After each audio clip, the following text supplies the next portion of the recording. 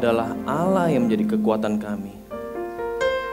Hanya bersamamu, hanya di dalam-Mu Tuhan, kami boleh memperoleh kekuatan bersama Engkau. Pagi hari ini kami mau duduk diam, bersujud di kaki-Mu Tuhan, untuk kembali lagi berkumpul bersama saudara-saudara kami, bersama teman-teman, saudara seiman kami, untuk kami boleh sama-sama memuji dan menyembah nama-Mu Tuhan. Kami rindu pagi ini, biar Engkau boleh kembali siramkan hati kami. Engkau basahi tubuh kami, Engkau basahi pikiran dan jiwa kami dengan aliran sungai firman Tuhan. Sehingga firman Tuhan itu boleh menjadi firman yang hidup, boleh menjadi firman yang tertanam, berakar dalam setiap hati kami. Dan kami siap untuk menumbuhkan buah-buahnya. Terima kasih Tuhan Yesus. Kami siap untuk mendengarkan firman Tuhan hanya di dalam satu nama, Yesus Kristus Tuhan kami yang hidup. Mari semua yang percaya katakan amin. Sebelum duduk berikan salam ke kanan dan ke kirinya.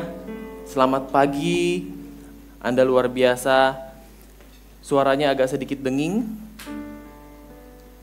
Ya, tes, selamat pagi. Ya, sudah lebih baik.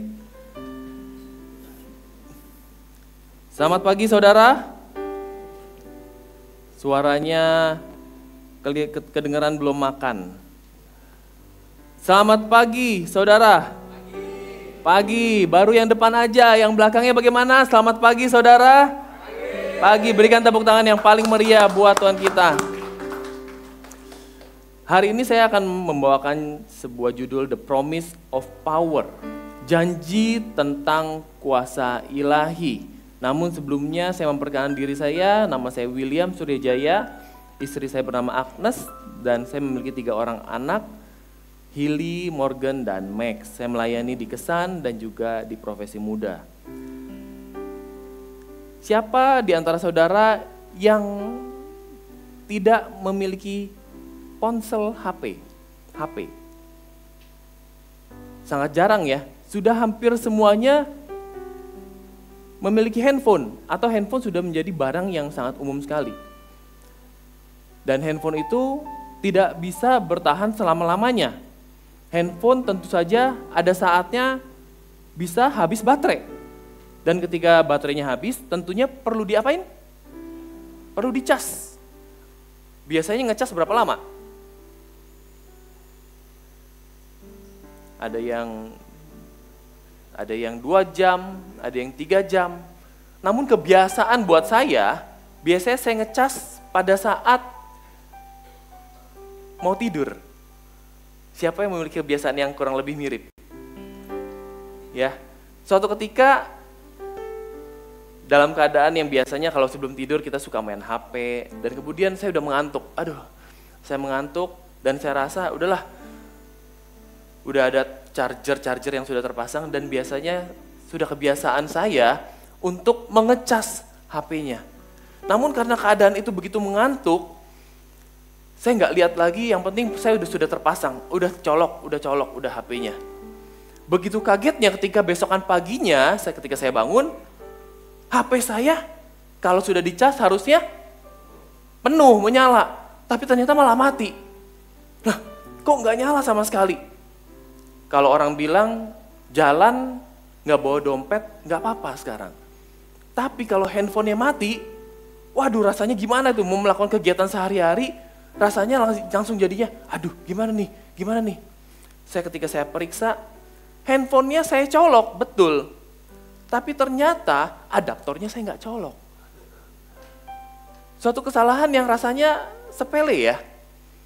Handphonenya betul saya sudah colok. Tapi adaptornya saya nggak colok ke stop kontaknya, saya nggak periksa lagi. Apakah ini benar-benar sudah charging atau sudah ngecas atau belum?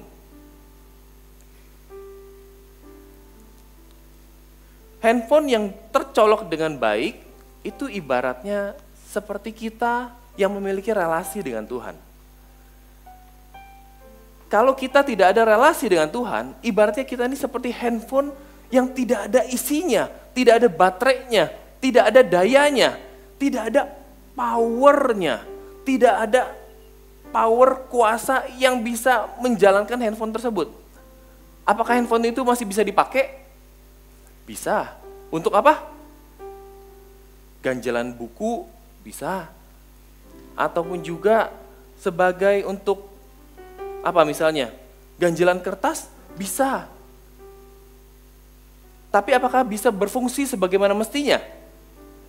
Kita pakai untuk telepon bisa gak? Gak bisa. Karena handphone tersebut tidak menyala. Untuk kita chatting sama teman-teman, sama saudara, gak bisa. Karena tidak ada daya, atau bahasa Inggris daya itu power. Tidak ada daya yang mengisi baterai tersebut. Handphone tersebut bisa dipakai, masih bisa dipakai. Tetapi tidak maksimal lagi. Tidak seperti yang didesain oleh sang pembuat handphone tersebut. Begitu pula juga dengan manusia. Manusia ketika kita menghilangkan relasi dengan Tuhan, kita ibaratnya handphone yang tidak ada dayanya. Apakah kita masih bisa berfungsi? Bisa, tetapi tidak berfungsi sebagaimana mestinya.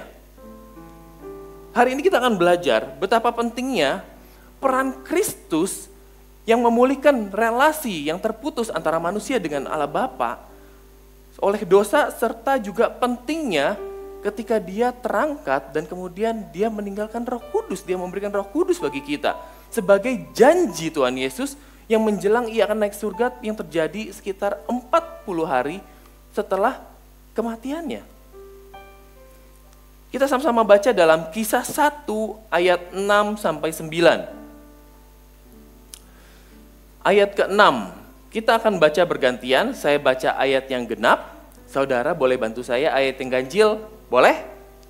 Boleh. Ayat ke-6 saya baca duluan, maka bertanyalah mereka yang berkumpul di situ, Tuhan maukah engkau pada masa ini memulihkan kerajaan bagi Israel? Ayat 7 silakan.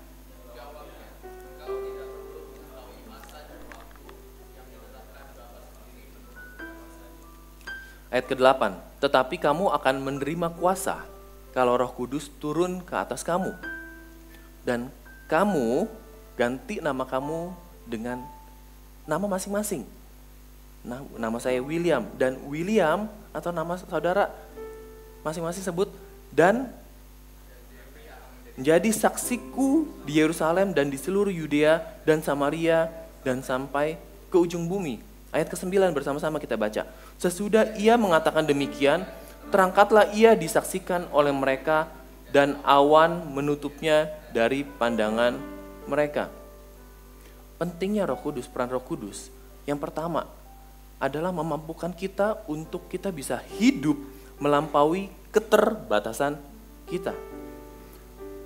Roh Kudus memberikan kita kuasa agar kita bisa hidup melampaui keterbatasan kita.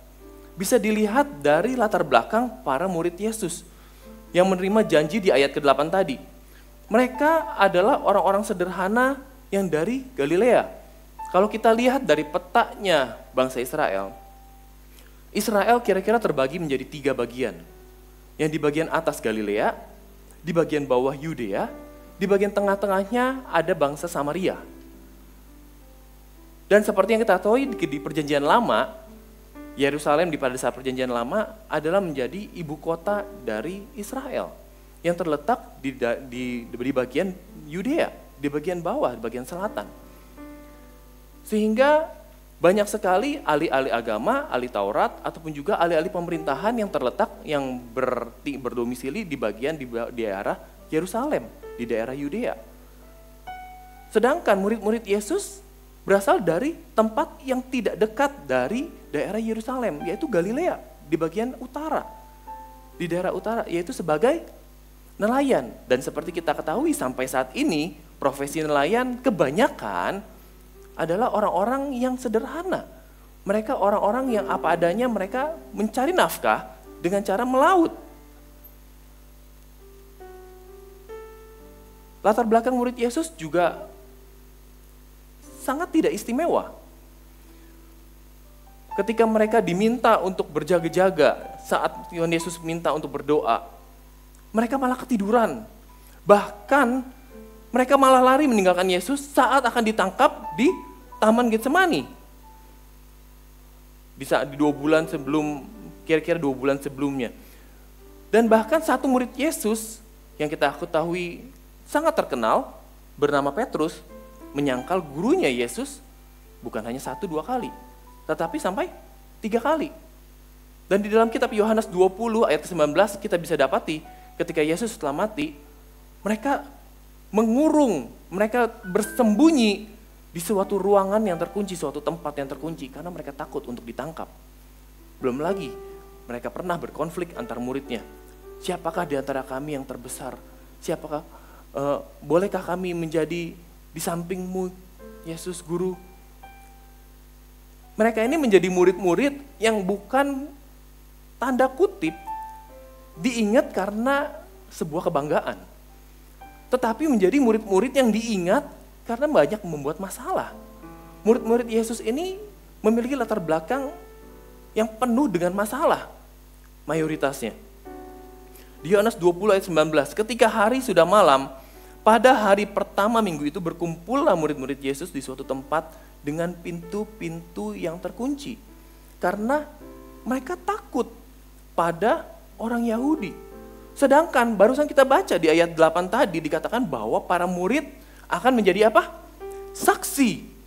Menjadi saksi di mana? Bukan saja di Yerusalem saja, tetapi Yudea, Samaria, dan bahkan sampai mana? Sampai ke ujung bumi. Suatu kondisi yang sangat kontradiktif. Di satu sisi dijanjikan mendapatkan suatu janji, pemahaman bahwa akan menjadi saksi yang begitu luar biasa. Yerusalem, Yudea, Samaria, dan bahkan seluruh bumi.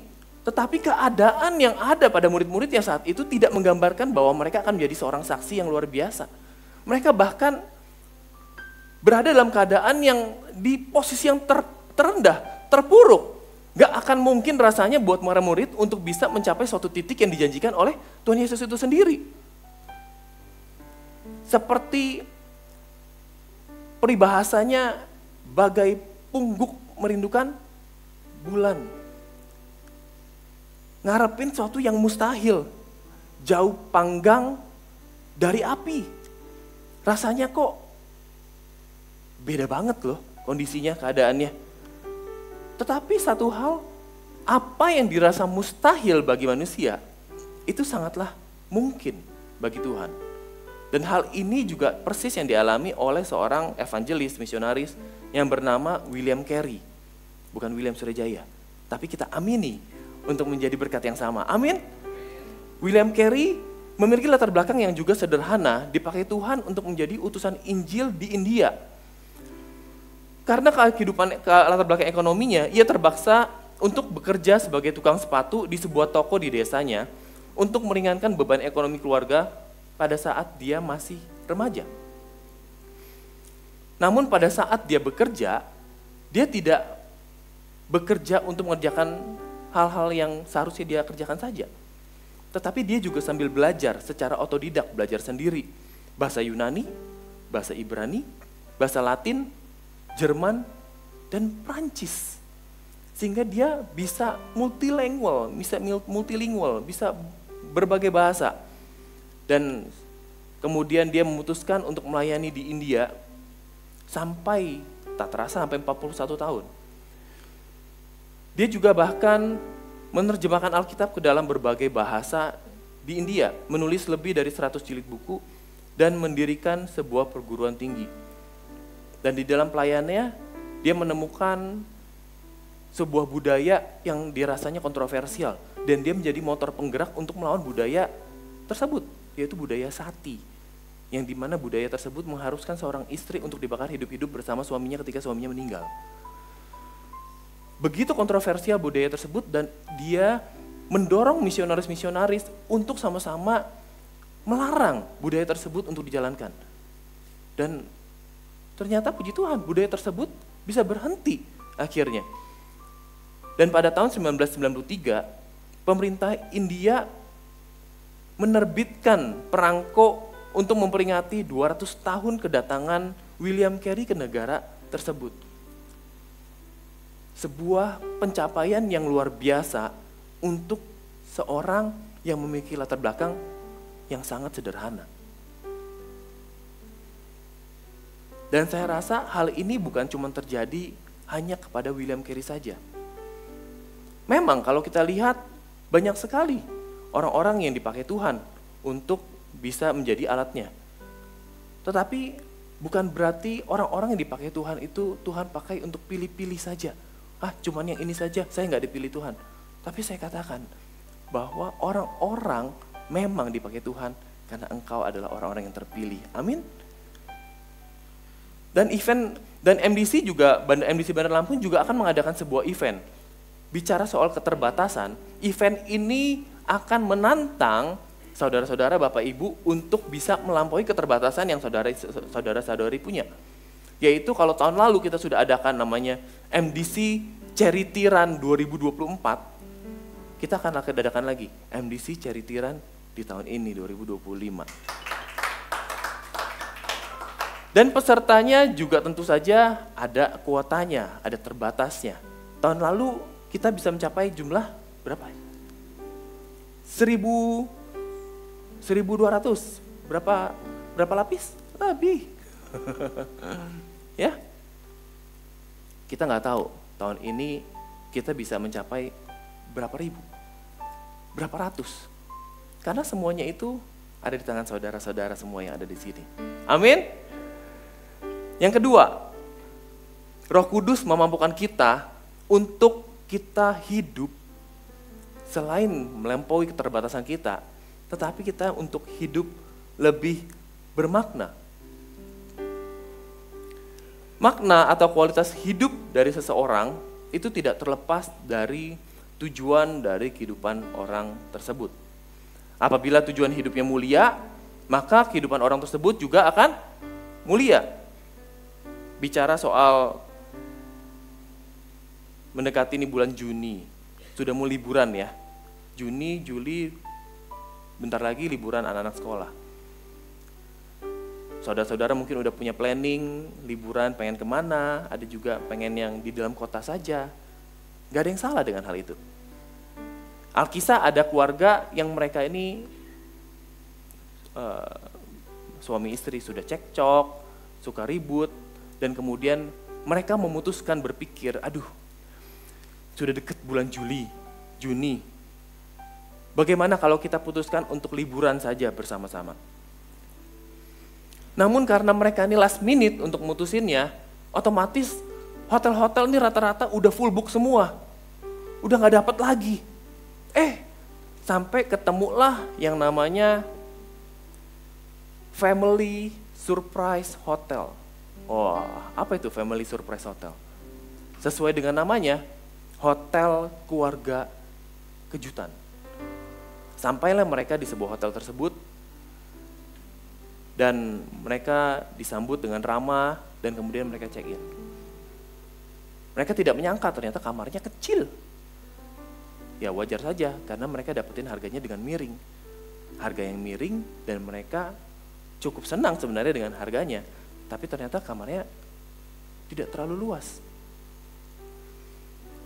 Awalnya mereka saling bergumam, kok begini ya, liburan yang rasanya dimulai dengan tidak nyaman, tidak sesuai dengan harapan. Namun ketika mereka berjalan, memang hotel tersebut penuh dengan surprise. Hotel tersebut ada banyak tulisan terpampang di lorong koridornya. Salah satu koridornya ada dikasih kata-kata quote. Yaitu quote-nya adalah quote-quote yang bisa mengingatkan tentang keluarga. Dahulukanlah istrimu sebelum mendahului kendaraan di depanmu.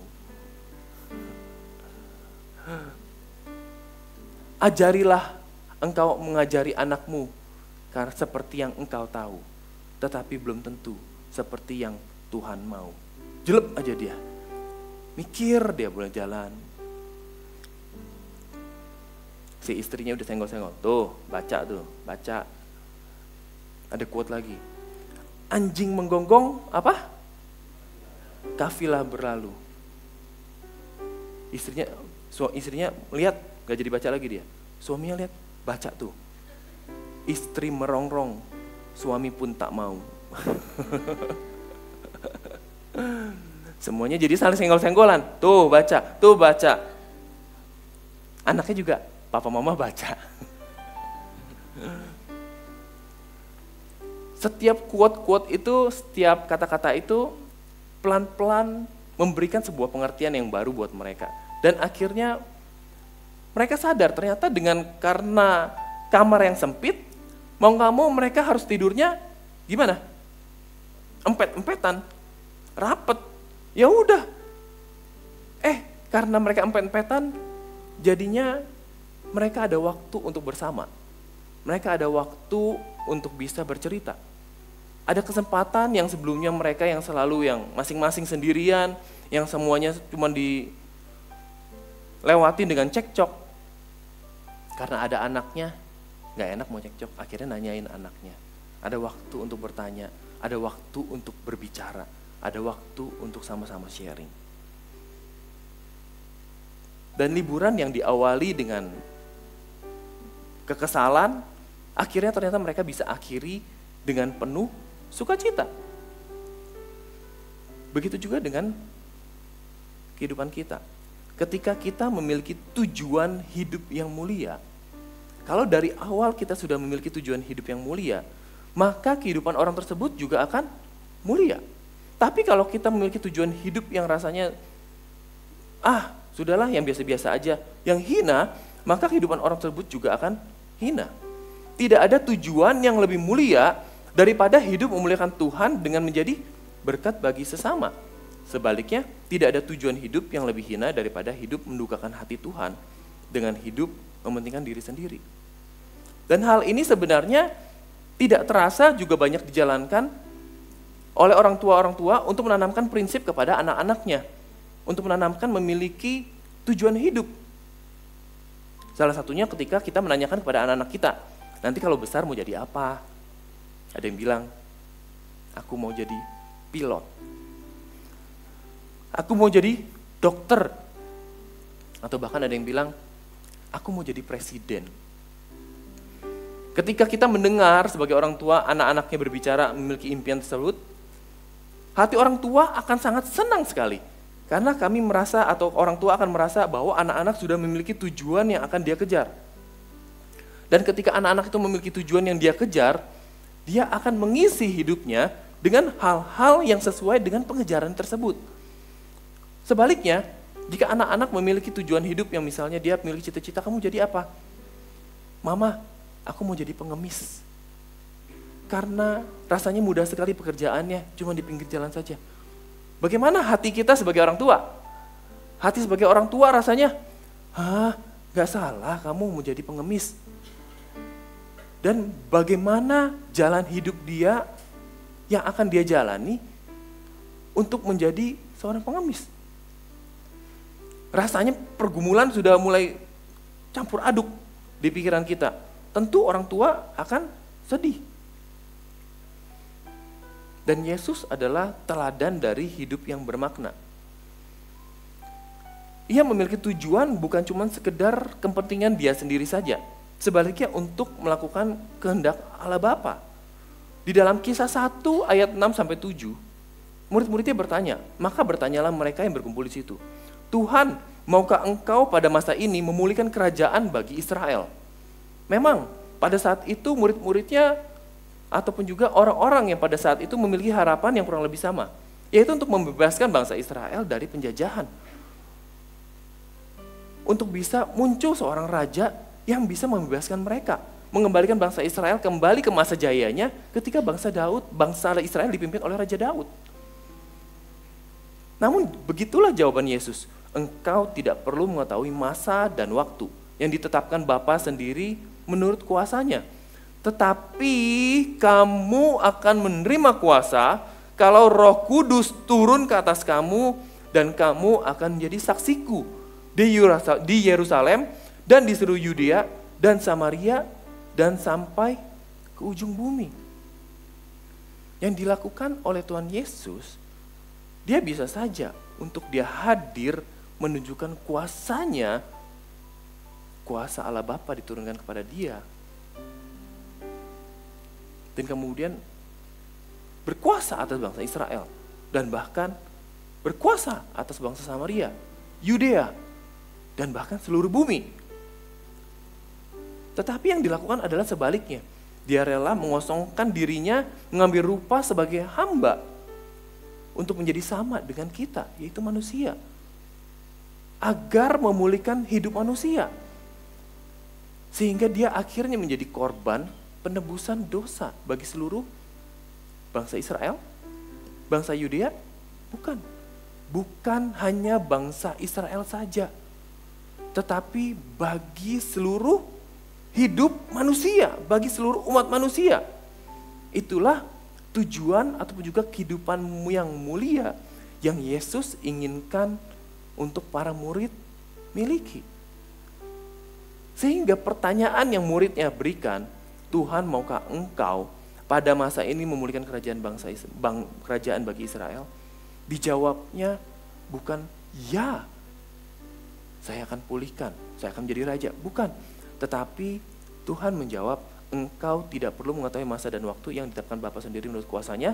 Dan ayat ke-8-nya, kamu akan menerima kuasa kalau Roh Kudus turun ke atas kamu. Dan saudara akan menjadi saksiku di Yerusalem, Yudea, Samaria, dan sampai ke ujung bumi. Inilah maksud dari Tuhan Yesus. Tuhan Yesus bermaksud bahwa agar para muridnya, agar saudara dan saya untuk hidup itu enggak cuma sekedar kepentingan bangsa Israel saja. Cuma mementingkan kepentingan pribadi aja. Untuk mementingkan kepentingan ego sendiri aja. Namun dengan tujuan yang lebih mulia. Yaitu semua orang bisa akhirnya mengenal siapa Yesus sebenarnya.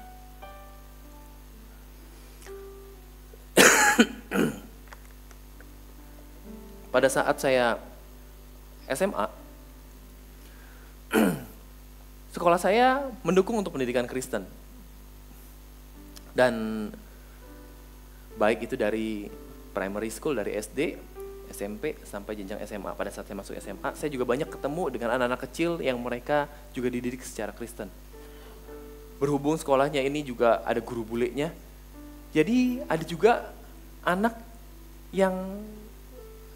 ekspat yang sekolah di sana. Ada beberapa juga yang anak lokal, anak Indonesia, dan juga anak yang mereka anak guru atau anak dari misionaris atau anak dari ekspat-ekspat yang bertugas di Indonesia. Dan saya masih ingat ada anak-anak kecil, wah ini lucu sekali ini.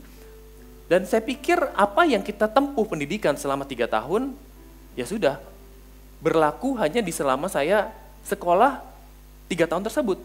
Ya sudah, sambil berjalannya waktu, selesai saya SMA, dan kemudian saya berjalan melanjutkan kuliah, dan begitu saja. Teman-teman pun saya sudah sangat jarang untuk bertemu teman SMA, teman-teman yang dulunya padahal saya satu asrama, udah gak pernah ketemu lagi. 3 minggu, sekitar sebulan yang lalu ya, saya berkesempatan untuk ke Jakarta dan berkunjung ke tempat kakak saya. Dan saya berkesempatan untuk menemani dia untuk ke gereja tempat kakak saya pergi. Dan selesai ibadah, ya sudah. Kakak saya cerita, di sini sangat jarang loh saya ketemu orang yang saya kenal. Oh iya. Terus dia ajak saya untuk touring, untuk lihat-lihat, jalan-jalan. Ini ruang sekolah minggunya, di mana anak-anak kita untuk belajar. Dibagi umurnya dari batita, balita, terus kemudian umur yang belasan, sampai kemudian ada teens. Nah terus yang ini ada ruang youth-nya nih, ruang youth-nya. Oh iya, kami disambut, ada orang yang menyambut kami,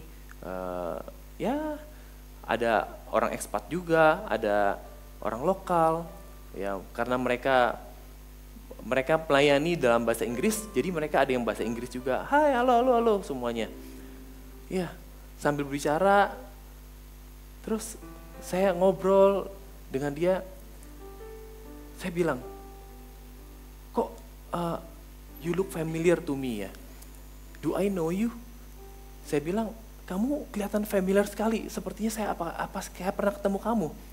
Oh iya, saya pernah, si kakak saya bilang, dia pernah sekolah di sekolah yang di Karawaci. Dia bilang, enggak. Kamu dulu sekolah di Sentul kan? Saya bilang gitu kan. Oh iya, saya sekolah di Sentul. Ah, masa sih sekolah di Sentul? Kakak saya pun juga gak sadar. Iya, kamu sekolah di Sentul. Oh, I think I know you, saya bilang.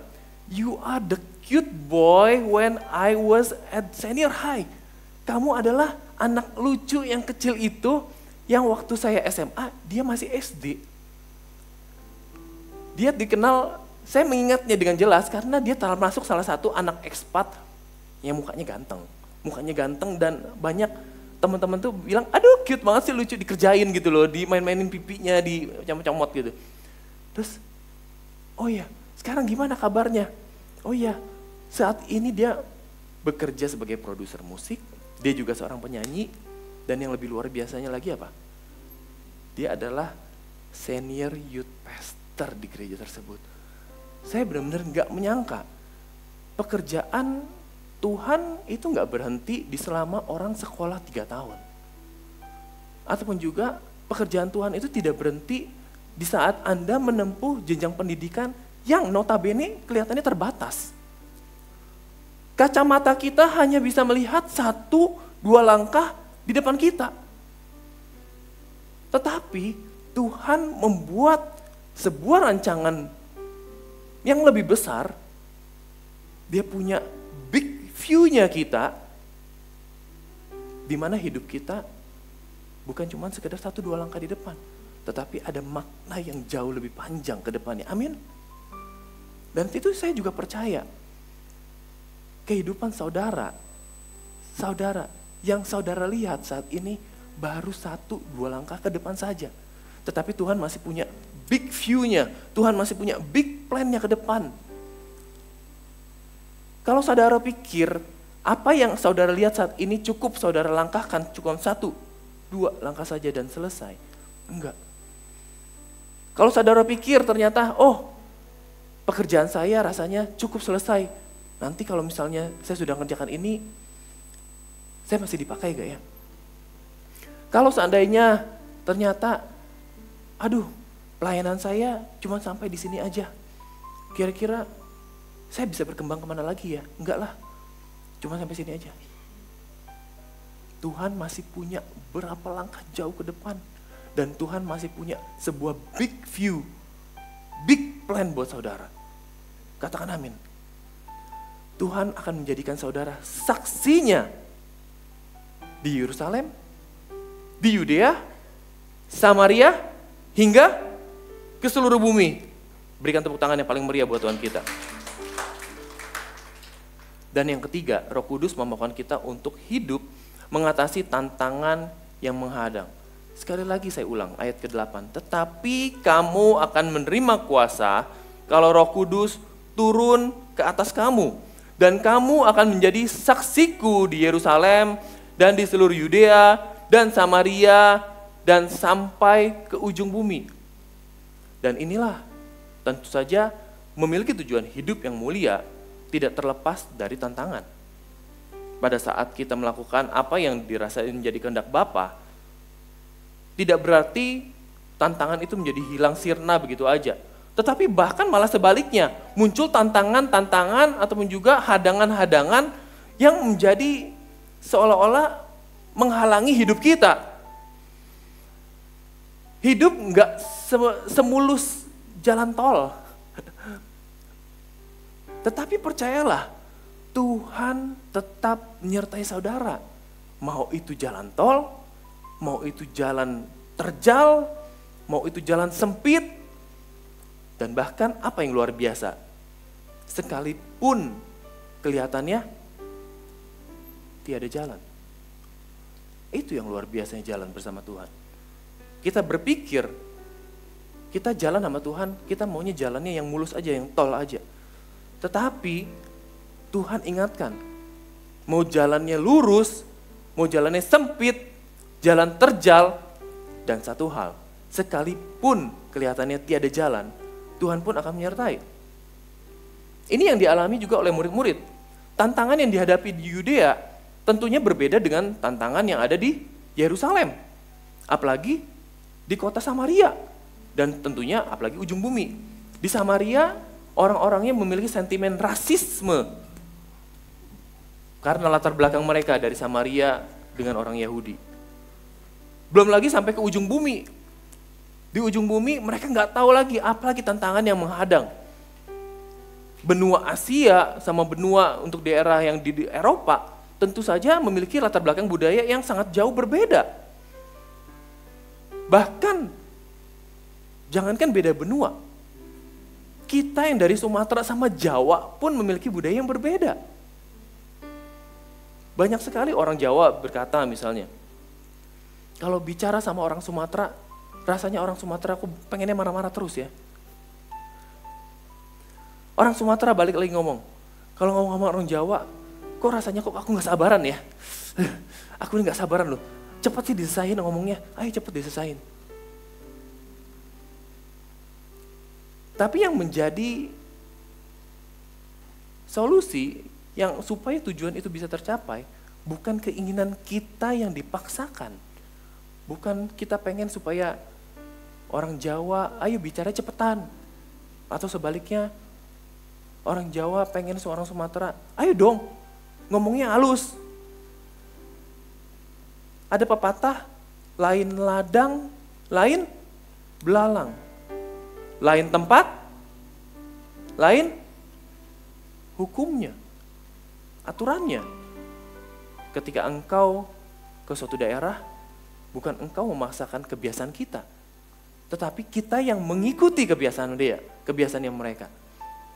Ketika kita ke tempat daerah yang kita belum pernah pergi dan kita tahu budayanya berbeda, kita mau gak mau juga kita adaptasi, kita mengikuti kebiasaan mereka. Di tempat kerja yang berbeda, yang baru, bukan kita mengadopsi dan kemudian kita paksakan kebiasaan ke tempat kerja kita lama, tetapi kita mencoba beradaptasi dengan suasana kerja yang baru dan barulah kita adopsi kebiasaan kerja kita yang lama. Dan inilah peran Roh Kudus untuk menolong para murid dengan memberi kuasa yang menyanggupkan hidup mereka mengatasi tantangan yang menghadang untuk bisa menjadi saksi. Pendiri GKPB, Yeremia Rim, atau dikenalnya dengan KIR. Ya, dia lahir pada tahun 1952 di sebuah desa di Madiun, Jawa Timur dari keluarga yang sangat sederhana juga. Dia terpaksa untuk menjadi yatim di usia 14 tahun. Dia menempuh pendidikan hanya bisa sampai STM, Sekolah Teknik Menengah, atau sekolah yang sejajar dengan SMA atau SMK di kota Madiun. Di suatu kesempatan dia tidak melayani, karena kehidupan ekonominya yang sulit, dia tinggal hidup menumpang pada suatu gereja yang relatif kecil. Dan di sana, karena dia menumpang, dia harus sambil bekerja membersihkan gedung gereja. Hal-hal yang sederhana dan pekerjaan sederhana yang dirasa bisa dikerjakan oleh anak muda.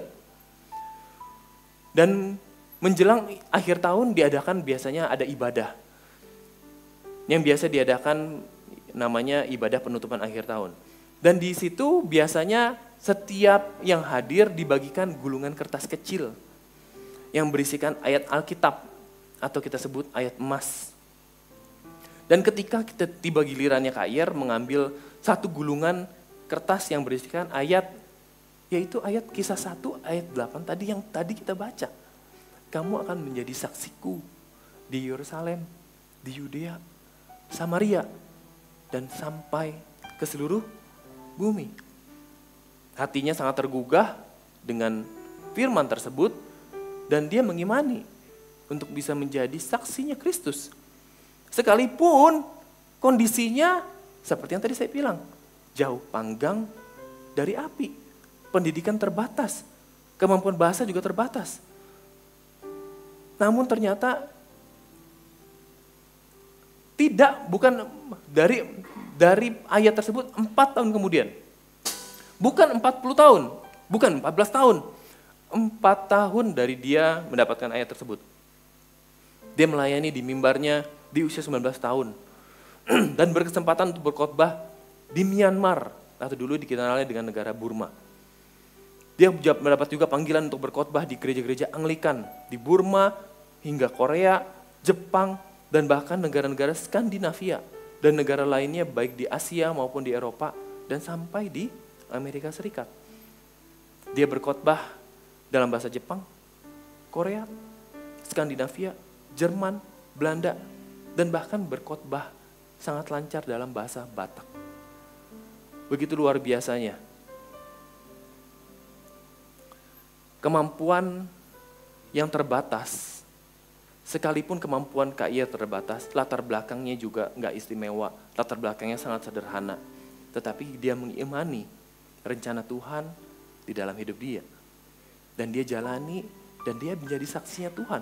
Hingga akhirnya the big view-nya, kita menjadi salah satu jemaat dari gereja GKPB MDC yang dia dirikan pada saat itu.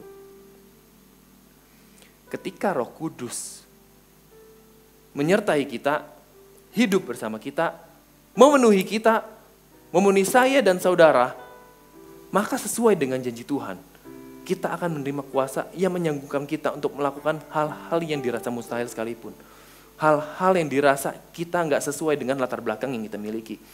Hal-hal yang dirasa ini nggak cocok buat saudara, buat saya. Tetapi karena ini rencana Tuhan, karena ini big view-nya Tuhan, Tuhan masih punya beberapa step jauh ke depan buat saudara. Amin. Bersandarlah pada Roh Kudus. Maka kita akan dimampukan Tuhan untuk melampaui kemustahilan.